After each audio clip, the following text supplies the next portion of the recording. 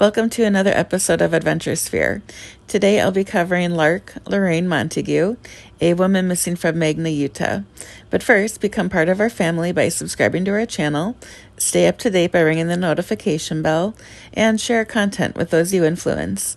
These simple gestures make it possible for us to put together a volunteer sonar search and recovery dive team, look for the people missing featured on our channel, and reunite them with their families and friends free of charge.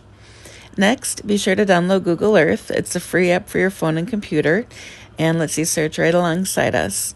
The places I mention are shared with my blessing, so Lark can be reunited with her family, regardless who higher powers work through.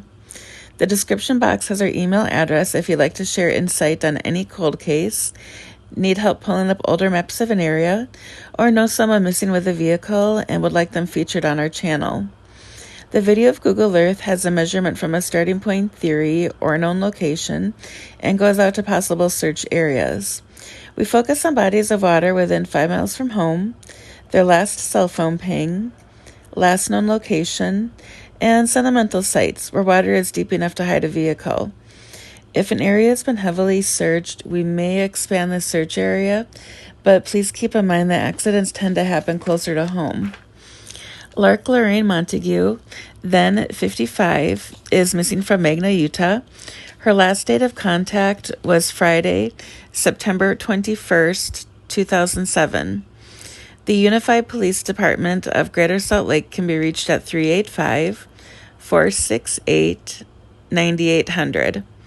The Charlie Project has her date of birth as March 9th, 1952. She takes prescription medication for diabetes, high blood pressure, and depression. She was last seen leaving a friend's home in the area of 8400 West and 3500 South in Salt Lake County at approximately 3 a.m. She was driving her husband's silver 2002 Chevy Trailblazer with Utah license plates 215LTE. When she disappeared, Lark's friend followed Lark back to her home and saw her pull into her driveway, then pull back out. As she reversed, she hit a chain link fence and damaged it. She never arrived home and hasn't been seen since. Her vehicle hasn't been recovered. It will probably have a broken taillight and damage on the driver's rear side, possibly the whole driver's side. She had been drinking that night of her disappearance, but it's unclear if she was intoxicated. Her husband stated that she'd been drinking more than usual before she had disappeared, and they'd argued about it. There's been no activity on Lark's financial account since her disappearance, and she hasn't renewed any of her prescriptions. Lark had custody of her 3 grandchildren at the time she went missing. Her daughter regularly gave her cash for their support. Her youngest son died in 2008. Her husband divorced her, citing abandonment. The Salt Lake County Sheriff's Office can be reached at 801-743-7000. The Salt Lake Tribune in 2012 published an article. Her husband is Dennis, her daughter is Brittany, and they are still looking for answers. Brittany's daughter, Reese, was sitting on her lap during the interview. On the night she went missing, Dennis was in bed reading and waiting for an Ambien to kick in. Lark was home at 9 p.m. and was pacing in the hallway. Family could tell whenever Lark had a drink. Dennis found bottles of alcohol hidden under her bed, their bed, I guess, and in the closet. She'd been taking prescription pills, and it was one thing that they would fight about. Lark waited for Dennis to fall asleep, then drove a short distance to a friend's home to party. The male friend followed her home at 3 a.m. Dennis's son woke him up about 6 a.m. and told him that mom wasn't home yet. Dennis checked the local bars. Flyers were distributed in Utah, Wyoming, Texas, and Nevada. Search parties hiked in local canyons looking for her. Dennis hoped she'd left to see family in Texas without telling anyone. Dennis passed a polygraph. A bartender in Toole thought they may have seen her with her usual order of Bud Light in the sidecar of Jägermeister.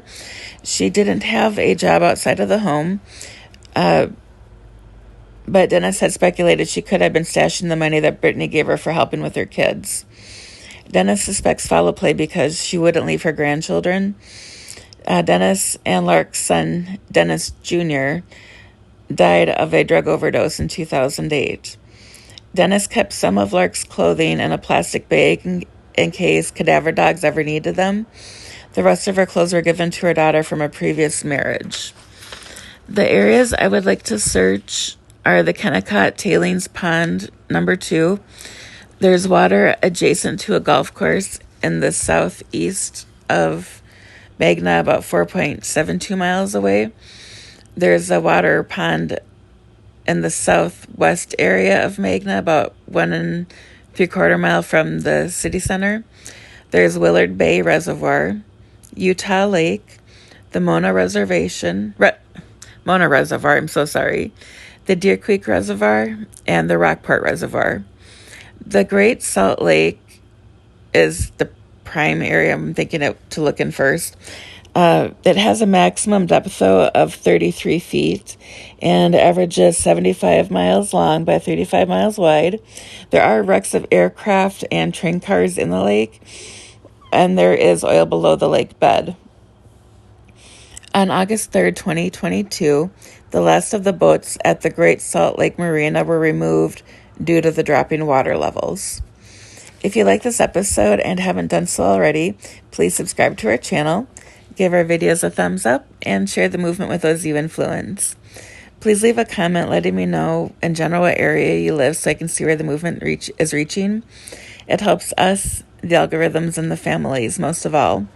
We really appreciate the time you've invested into watching our purpose come to life. It means the world to us, the families, and the communities we serve. 100% of donations stay within the organization to help purchase sonar equipment that will help families for years to come. Your contribution, whether it be a simple act of subscribing and liking to financial support, alleviates some of the stress during one of their most difficult, bittersweet chapters in their lives. From us, the families, and the public safety teams, thank you. To show our gratitude, I'll release a giveaway and donation video shortly. The first giveaway will occur when we reach 1,000 subscribers, and you must be subscribed to win. Immediate donation links are in the description. Kickstarter and GoFundMe campaigns are coming soon.